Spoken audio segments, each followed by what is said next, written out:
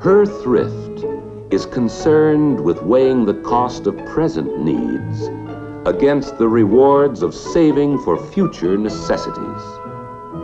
While always she considers price, she looks also for those values, those qualities that provide for better appearances or promise to give us lastings, so we can have things with new beauty, longer life, and low maintenance costs.